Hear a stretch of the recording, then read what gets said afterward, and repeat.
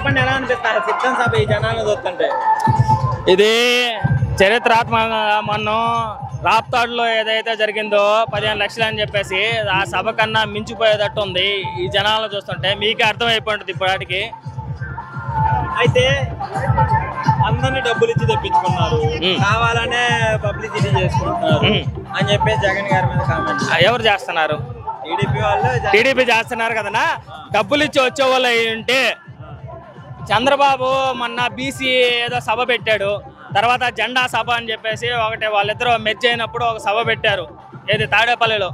ఆ సభకి జనాలు ఎందుకు రాలేదు? డబ్బులు ఇచ్చి ఉంటే ఈ విధంగా ఇది ఏదైతే జనాలు వచ్చున్నారో డబ్బులు ఇచ్చి తెప్పించారని వాళ్ళు అంటున్నారు కదా. అదే డబ్బులు ఇచ్చి ఉంటే ఆ సభలకు కూడా వచ్చి ఉండేవాళ్ళు కదా. దీంట్లో 25% కాదు 10% జనాలు కూడా రాలేదని చెప్పేసి మీ మీడియా కూడా తెలుసు. అయితే వార్నింగ్, పవన్ కళ్యాణ్ గారి వార్నింగ్, చంద్రబాబు గారి వార్నింగ్, జగన్ గారిని తాట తీస్తాను ఏం చెప్తారు? ఇప్పుడు తాట తీస్తాను అని చెప్పేసి చెప్పాడు కదా పవన్ కళ్యాణ్. ఈవెన్ అసెంబ్లీలో నిలబడలేనంత దమ్ము ధైర్యం లేకుండా కాకినాడలో నిలబడుతున్నాడు కదా పార్లమెంట్కి.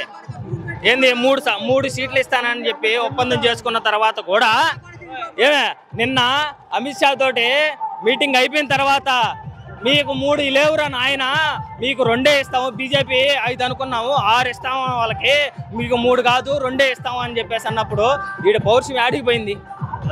ప్రశ్నించడానికే వచ్చా అంటాడు కదా. ఏం ప్రశ్నించాడు?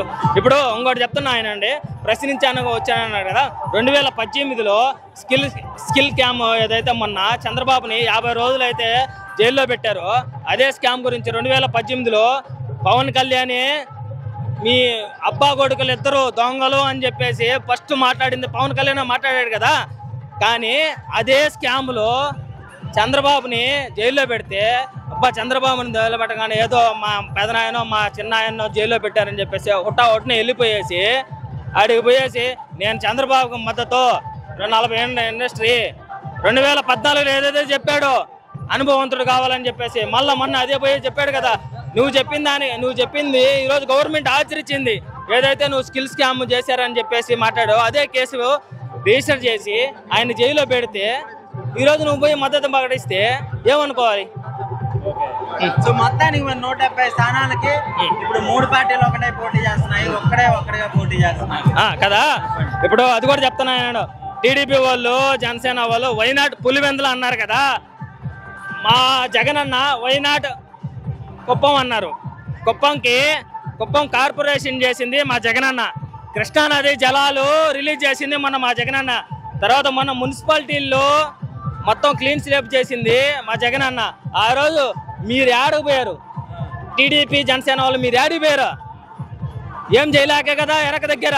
మొన్న ఈవెన్ ఎందుకో చంద్రబాబు నాయుడు భార్య భువనేశ్వరి మా ఆయనకి వయసు ఎక్కువైపోయింది, మా ఆయనకి రెస్ట్ ఇవ్వండి, నేను నిలబడతాను ఈసారి అని చెప్పేసి సొంత భార్య కాడే నీ మీద నమ్మకం లేదు. అవునా కదా? మీడియా పరంగా చెప్పిందా లేదా ఆమె? ఈసారి నేను నిలబడతాను మా ఆయనకి రెస్ట్ ఇవ్వండి అని చెప్పేసి చెప్పిందా లేదా? అలాంటప్పుడు నీ భార్యకే నీ మీద నమ్మకం లేదు, ఇంకా జనాలు ఎట్లా నమ్ముతారు? మీకైతే కాన్ఫిడెన్స్ ఉంది 175 కొట్టగలం అని చెప్పి? 175కి ఈసారి కొట్టేది జగన్ అన్నే.